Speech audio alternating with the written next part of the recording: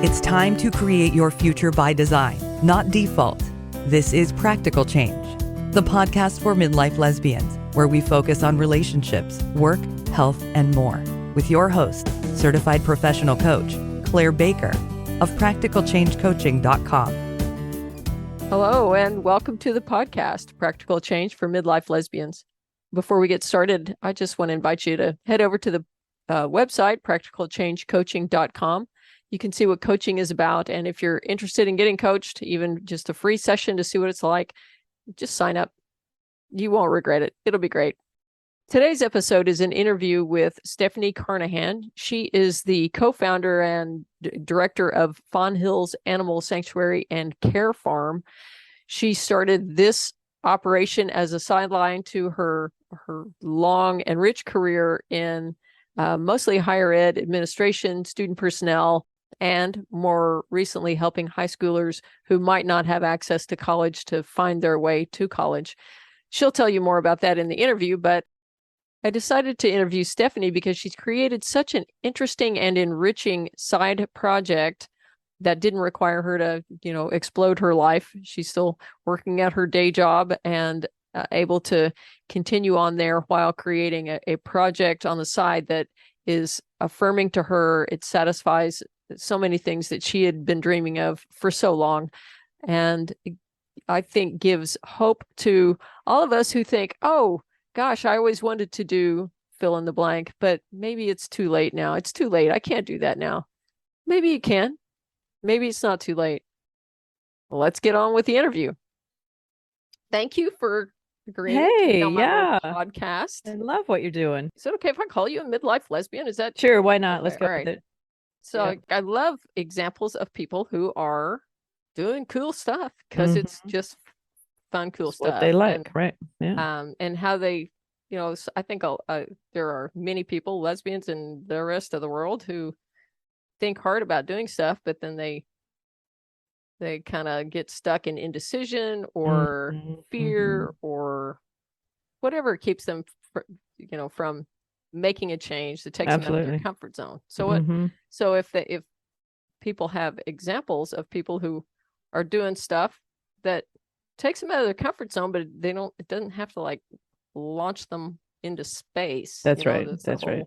Yeah. Incremental change. What can you create from where you are without moving so far out of your comfort zone that your brain shuts down? Yep. So I thought well, and it's interesting to sort of think of what is the lesbian overlay there? Is this just a universal life experience, and how does our internalized homophobia, how does the world of, external homophobia, how does all that sort of influence those life choices is just sort of interesting to think about. And I'm sure smarter people than me have done the research on that, could answer it, but just, from a conversation perspective, it's interesting. How homophobia got me to where I am, right? I mean, in college at OSU, I was going to be a veterinarian, right?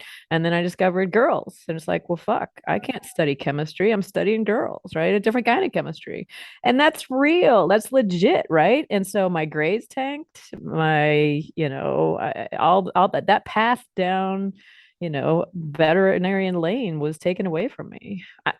I took my own life choices, right? And choosing to explore my own sexuality is what sort of, took away from my ability to study and do good and get good grades. But, at the same time, the homophobia that we were surrounded with also had a huge impact on that and my ability to do both of those things well. And so, yeah, I think about that a lot. And how is that studied, and the whole notion of second adolescence and all of that stuff. So I know you studied veterinary medicine for a few years, and then you shifted. And I don't think I knew it was because your my coming out success in veterinary medicine kind of took a plunge. Science, what? So I entered college thinking I was going to be a veterinarian. Was enrolled in whatever sort of pre-vet study that meant. I think it was biomedicine was sort of the degree declaration, which didn't really mean much except you got to take a bunch of science classes and math classes and along with all the other liberal arts stuff. And I was humming along, and I mean, sort of even prior to that, there was some questions in my head as to whether or not I really wanted to be a veterinarian. I think I did, but there was also a lot of parental pressure to go that route, right? And so the minute the door got cracked open for me to sort of explore other things, I was like, oh, there's another world out there besides veterinary medicine. But as I sort of reflect on it now, I think that yeah, my world just exploded into the world of, what I can have a relationship with a woman? What that's a thing? I mean, I feel like I had absolutely zero role models, growing up that were in same-sex relationships. I mean, I think what was that stupid TV show with the gay guy? There was like one TV show. Oh, Or Billy the two. Crystal. Yeah. What was that?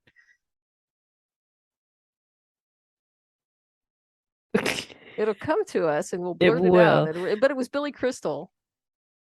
The show Stephanie and I couldn't think of was Soap.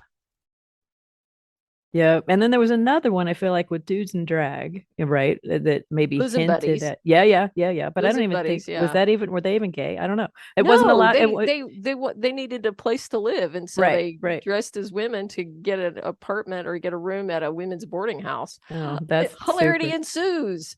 And that's Ba-dum-bum. Tom Hanks. Yeah. I think you're right. And even if there were TV shows in my household, it would have been, ixnay on the EVT, right? I would not have been allowed to see that crap. And so what now is sort of becoming much more mainstream. And so getting to college, meeting people like you, I don't know if I can say that or not, Sure. meeting other people who are exploring this world of sexuality and sort of recognizing and going like, whoa, I kind of feel attracted to this person. What the hell is going on? That completely derailed me. That opened up a whole new world of sort of, I don't want to say options, but reality, right? It was like, wow, this fits. This is who I am. How can this be? And so all the crap, all the lessons and all the stuff that I brought with me for the prior 20 years had to be undone somehow. And that's not easy work, right? And frankly, I'm still doing it, right? And so that internalized homophobia and the messages I got and all of that stuff was huge. And so to see, I mean, it's just so fascinating to think if I had gone through high school as a, out queer woman and, had a good identity, would I have been a veterinarian? Maybe. I don't know. It's interesting to think about. And I'm totally rattling now. No. I think so. I'm having multiple thoughts. One is, I came out at OSU, but I was pretty much done with my coursework, but when I figured it out. So maybe lucky who knows if I'd if I figured it out a year and a half earlier, maybe I don't know, dropped out of college because I discovered that it was girls that it was a trend, not a one-off. Right. And then my other thought though is so I've got two kids, one's 18, one's 21, and they're much more fluent in the world of gender fluidity and non-binary. Those just weren't vocabulary words when we were. God, no. So, and you and I are both as hip as we can be as midlife lesbians and studied and progressive and all that stuff. Sure. Right. And you, I mean, you work with college students, so you're swimming in those waters all the time, right? Yeah. I used to. I'm more currently working with secondary, so middle and high school kids, and not even directly with the students, but more with educators. But yeah, there was a number of years where I worked at the University of Oregon with the queer kids, and now I would be out of my league. I mean, they would just slap me upside the head with my, lack of hipness on a lot of this stuff, because it does take time and effort to stay up on it, right? Both my kids are, they got lesbian moms, so they kind of came up in a place of, hey, we're really, even if we don't know all the right words, we're really trying, and we certainly have, our doors open, and anybody you want to be and anybody you want to bring home is welcome in our home. So, my parents weren't super religious or super bossy or whatever. I think I probably made a lot of assumptions about what my parents wouldn't do if I had come out to them younger, based on, they were Catholic and we're just, products of your environment. We both are. If you came out in Oklahoma in the 80s, there's a certain amount of crap that came with that. Right. So that's right. Yeah, it's an interesting. I have a couple of high school friends who, one has a trans kid, one himself is gay, and they're still living in Jinx and Bixby, and I think, whoa, it can be hard. Anyway, here we are. Yeah, one in of those our weed in ups. our In our whatever period we're calling us, midlife, yeah, for lack of a better I'm running phrase. toward 60. Yep. You're still mid 50s. I'm 56, right? Yeah. So Right. So you're yeah, in your yeah, mid, yeah. yeah. That's still So, the mid range. Yeah. and you've had a long, successful career. Well, I'm mostly in education. After undergrad, I went and got a graduate degree in sort of student services, and worked in on colleges, mostly in residence life, so running the dorms for a number of years, and then jumped over to student life and worked with LGBT. Well, at the time it was LGBT, but now it's, LGBTQIA students. And then from there, I took a brief hiatus to work in the nonprofit world in domestic violence, and then jumped back into education, particularly for low income, helping more low income students get to college. And you've been doing that for a while. I have. I started that job in 2003. You're married. I am. Tell me all about that. I'm married. Um, Heather and I Okay, met next. next. What else? Yeah. Heather and I met at the U of O. She and I were both working at the U of O, University of Oregon, and a long time ago, 24 years ago. Yeah, I think we're coming up our 25th anniversary next year. And we didn't get married until it was, legal by the feds. I think we got married a week after or a week before the Supreme Court decision. So that was pretty cool timing. Oregon had made it legal for a while, and we did the domestic partnership thing when Oregon had domestic partnerships, but we decided to take the plunge when marriage was legal. We live in a house with our two dogs and a cat, and on the farm with lots of other critters. So let's talk about the farm. So Sure. that is So no, I did grow up with animals, and I grew up sort of with a rescuing tendency. When I reflect back on how I got to the point of sort of working in the world of animal rescue, I reflect on a book that my parents bought me, and I should have grabbed it. I think it's called something like "The Care and Feeding of Orphaned and Abandoned Animals" or something like that. Because I was always coming home. Oh, look at the baby squirrel that fell from the tree, or oh, I found this baby bunny or this bird, or all these things. And so lots of experiences and desires to help little abandoned critters in that regard. And so my parents saw that in me and nurtured it, and bought me the book. And I think thus was born a rescuer. I mean, there's a lot more to it. And my therapist would sort of cross her arms and look at me like, really, is that what that's about? Um, but I do think that's where the starts in sort of rescuing animals anyway. I sort of think back to that as a pivotal moment of sort of support from my family and just acknowledging, a desire that I had to help. and so you don't become a veterinarian. You go into a different line of work, which you have enjoyed, right? Yeah, absolutely. Yeah, I feel really good about that choice. And I, like I said, during my coming out days in college, I think I could easily just say, oh, I came out and I met girls and that whole world opened up to me and it distracted me and I decided not to be a veterinarian. But I also think that it opened up other things, right? It opened up other careers and other lines of thinking. I was pretty much on a track. And so once your mind opens to one thing, I think it naturally opens to other things. And I began to discover that I liked helping people as much as I liked helping animals. And so in the sort of thinking about being a veterinarian, I think it's both, right? The good veterinarians, I think, are good at helping animals and the people who love them. But yeah, I discovered the world of people helping, and particularly students and student services. And so, yeah, I think I've done good work in that. I feel fulfilled in that work. I feel like I've made a difference, and that's important to me. And I feel like it's been good, rewarding work. But yeah, I think always back in the back of my mind was this sort of, wow, how can I bring? And I don't even think I thought of it in these terms, but how can I bring animals back into my life in some sort of more meaningful way? And so Heather and I both, my wife and I both sort of have a passion for animals. I think mine is stronger than hers, but we had talked about in our retirement maybe doing something where we take dogs, older dogs, or probably I think it was older dogs, and pair them up with teens in need, struggling teens, foster teens, adjudicated youth, some kids in need, and pair them up together in a mutually beneficial way, right? And so whether they do training of the dogs or even just walk them, read to them, whatever. There's so much research out there about how animals help kids feel comfortable, and reassured, and it opens us up, right? And so I certainly had that experience growing up where animals were significant enough in my life that I knew they could play a much more meaningful role than simply, a couch potato or, someone to throw the ball to or whatever, but they could really sort of help me in my own sort of make me feel good, make me, just comfort me, help me explore things. And there are programs out there to really do that. And so we had that dream for a long time. And then which comes first is hard to know, but both of my parents died when they were 65.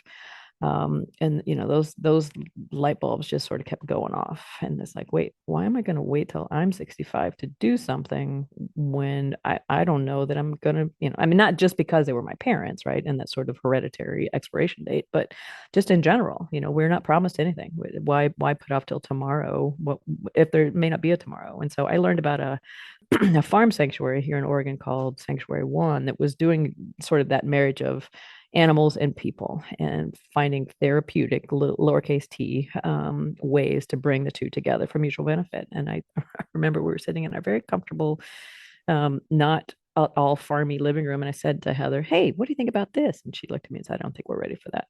But I kept chipping away. She was pursuing her master's degree. And by the time she finished, I said, I really think we should do this. And so we started looking for property.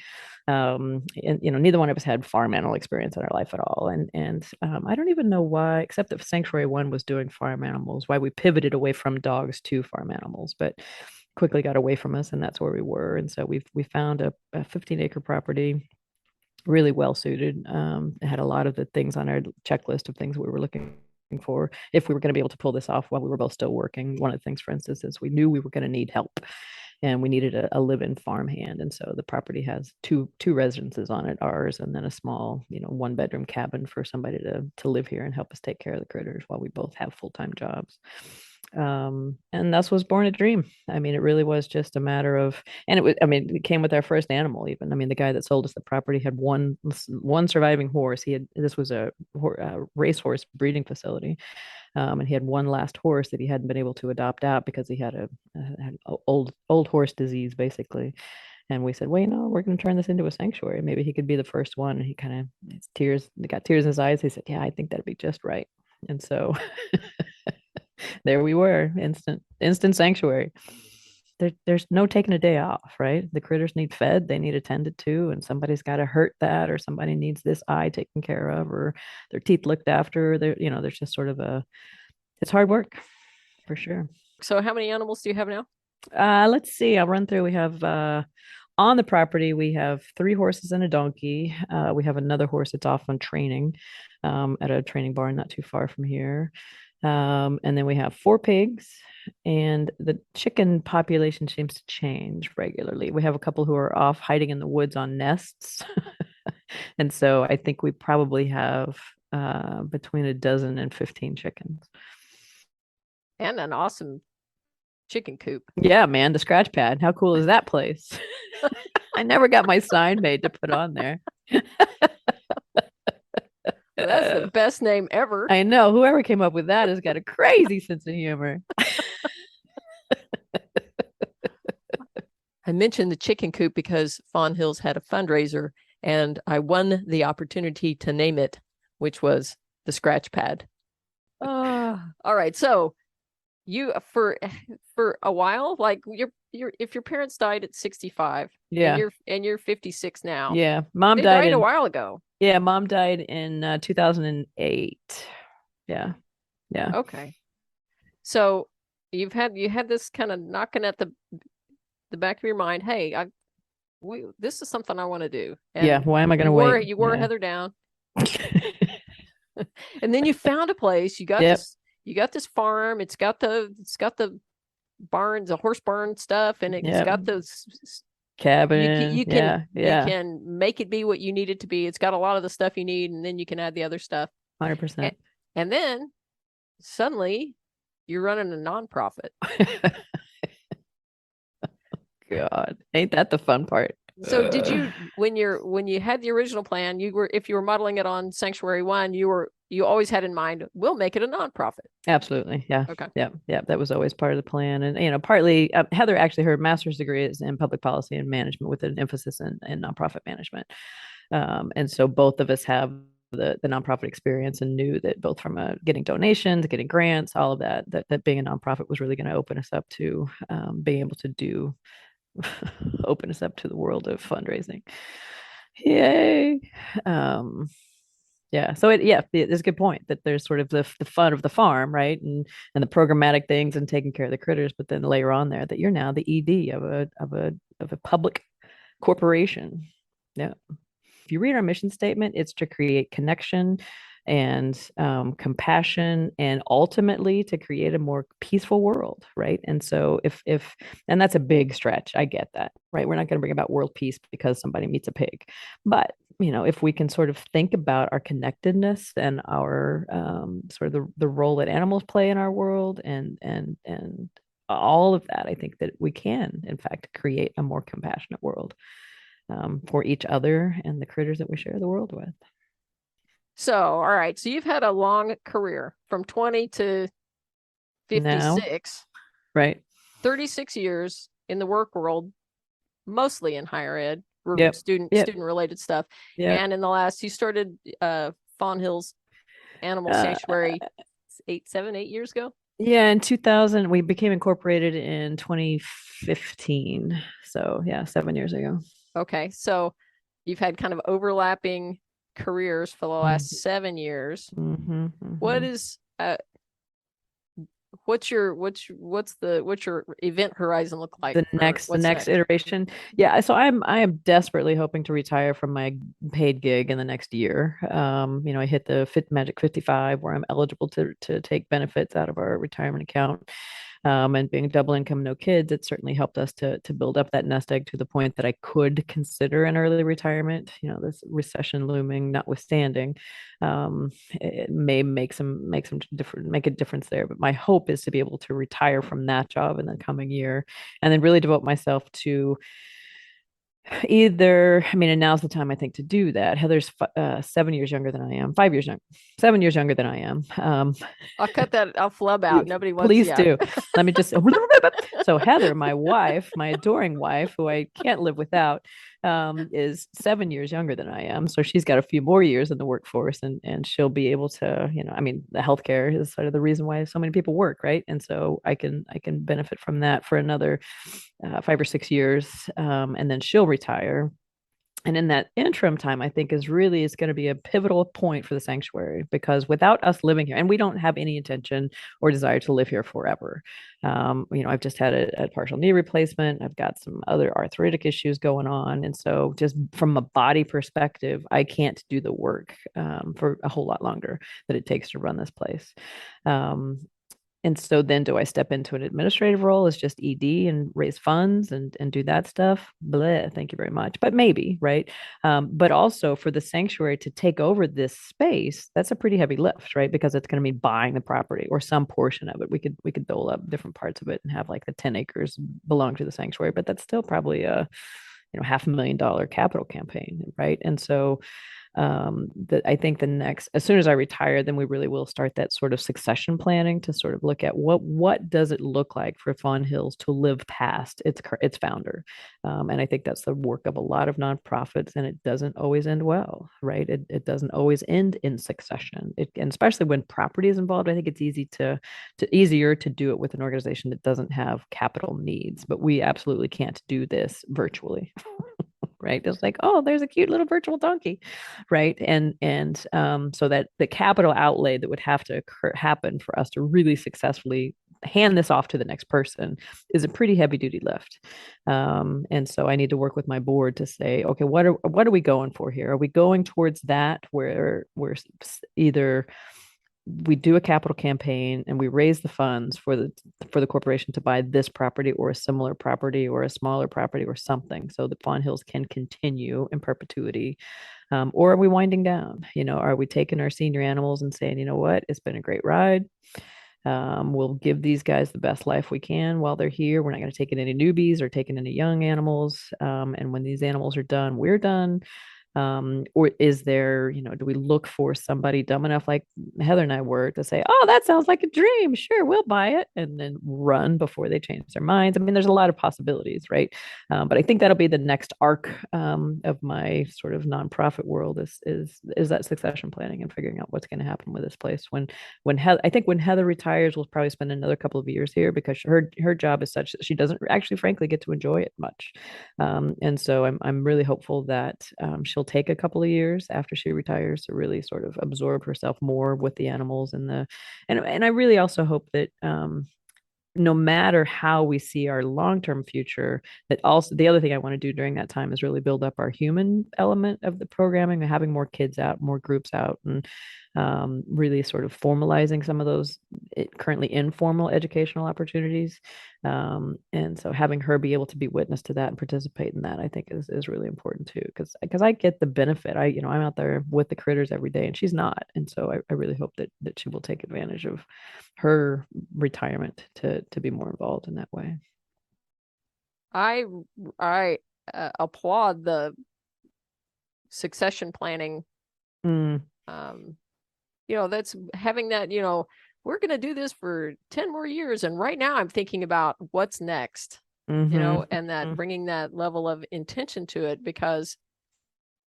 Yeah. I mean, it would be selfish otherwise, right? So we bring in a 5-year-old donkey and with the intention of shutting down in 10 years. Well, here's a 15-year-old donkey that's got 15 years left. What do we do with said donkey, right? And so it's not like somebody's going to be saying, oh, I'll take him, right? There's no there is still overflow. a lack of homes, right? That's why they're still abandoned and unwanted. So yeah, it's well, and I thank you for acknowledging the sort of forward thinking in that. And it is, it's for the animals that we have to do it, right? I think. Well, and I think that connects some threads for you and your life and how you live your life, which is, you've been doing this for a long time. You looked ahead, you planned, you thought, I want to create this in my life. I want to create this opportunity to care for these animals. And now you're like, I recognize that my human physiology isn't always going to be, this is hard work. I'm not going to be able to do this forever. And what's next? So always kind of having your eye foresight on what's next. My previous guest, when I said, so what's next, what do you want to do, and she's like, oh. Well, and there's something to be said for that too, right? I mean, I so value that, right? But because I think for me the I don't know is as soon as this place is settled, then I don't know what's next. And it's like, oh my God, then what am I going to be 65 and I've got 30 years left to whatever. Right. What the hell am I going to do? Right. 130. My third. Your fourth. Exactly. What the heck am I going to do then? That's what I'm like, I don't know. I mean, I have tons of ideas, but who actually knows? And I think I haven't always been a goal-oriented person. Like I thought I wanted to be a veterinarian. Did I ever think, oh, I want to grow up to be a hall director? No, who says nobody unless they're for hall directors, right? And so it's interesting to hear myself say these things that do have some forward thinking and some sort of goal orientation to them, because I wouldn't have thought of myself as like in a classic interview setting for a job. Where do you see yourself in 5 years? How the fuck do I know, right? I mean, that's sort of where my brain goes. And it's an interview, so yeah, I gotta sound like I know what I'm talking about. Yeah, I'm gonna blow this popsicle stand in about 3 years. Exactly. If I'm honest, you've got me for 2 more years. Yeah, right. Exactly. All right. So if somebody came to you, hi, I'm young and in the community. Probably you have mentored many. I think that's right. Right. Even if it was of an informal nature, I think there are people out there who would look back in their lives and say, one of my mentors was Stephanie Carnahan. Right. Yeah. Yeah. So if somebody sought you out and said, hey, I'm not, it's not the sanctuary I'm interested in, but I do like how you move about the world. What advice would you give me as somebody in my 30s or 40s about doing what you do? Not specifically, but how do you live your life? How do you decide when you made these changes? How did you know it was time? What would you tell them? God, it feels presumptuous for me to ever feel like I know enough to give somebody else advice. So I'll just sort of preface my response with that to say that, who am I to say? I mean, it sounds also the first thing that popped into my head is feels very trite, but I think is true is just to sort of listen to your gut and to thine own self be true to the extent you can, right? I mean, I think that's easy to say and harder to do because life is full of compromise, right? And so it's a sort of, sort of just have to sort out those points of seeming disconnect and find, I think, the place where there's the most important thing wins out, because that's a value to me. So maybe that's the first piece of advice is explore your values. Find out what's important to you. Find out just explore your values. And then there's a group I work with that does training with students, and leadership is what we call it, but it's really just social emotional learning. And so then once you figure out your values and take a look at your behaviors, and is there a disconnect there? And I think we're happiest when there's not a disconnect, and when our values and our behaviors match up, then wow, look at that.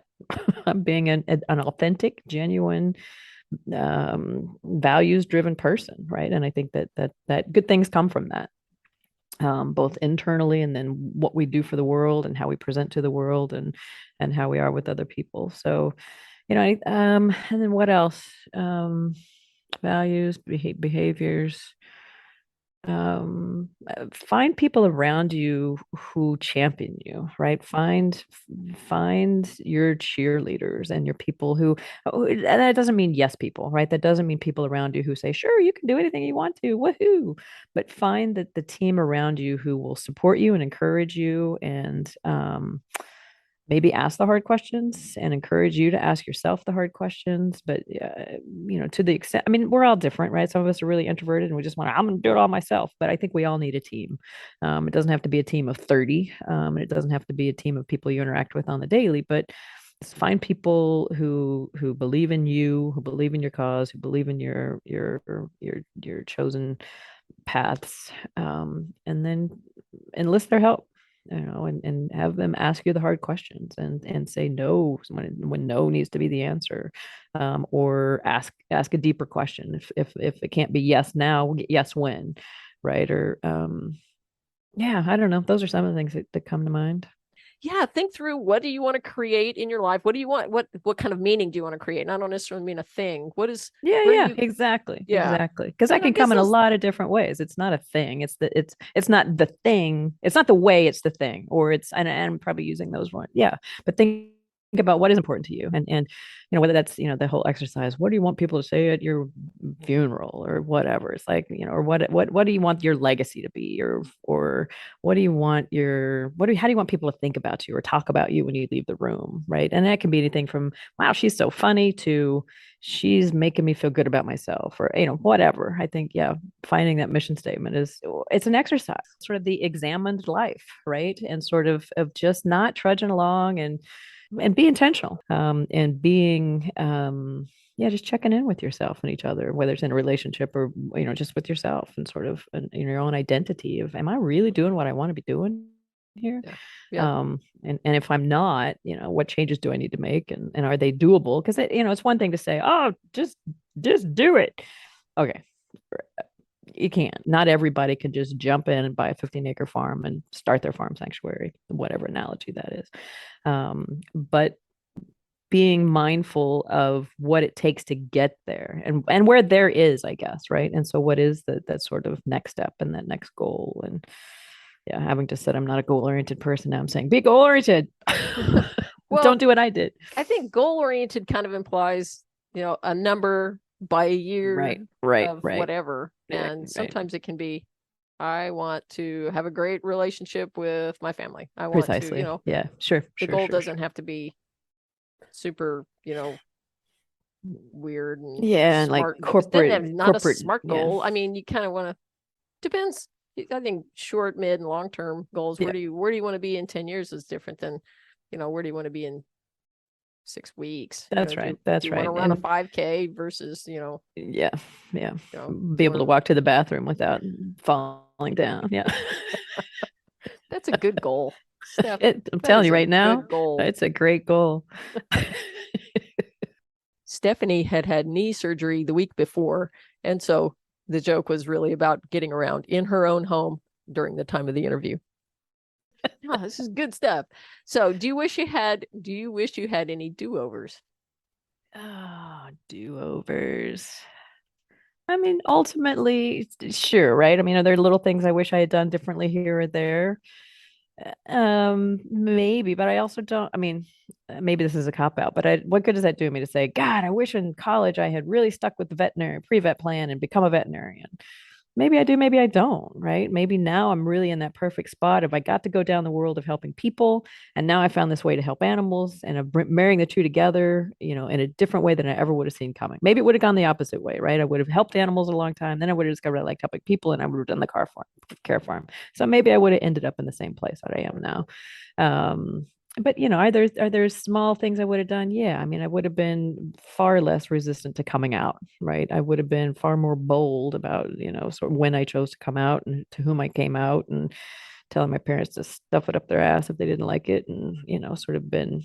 But could I have been done that differently? I don't think so, right? I didn't have the support network around me that taking those big risks really would have taken, or the support network to absorb the fallout from those choices. I didn't have it, and so it was not safe for me to make some of those choices. Do I wish it could have been? Sure. But I can't, yeah, I don't really think about my life as do-overs or regrets or things I wish I had done differently. So no. Steph, if people wanted to support Fawn Hills Animal Sanctuary, what can they do? Thank you so much. I realized I never even said the name of the organization. So the full name of our organization is Fawn Hills Animal Sanctuary and Care Farm.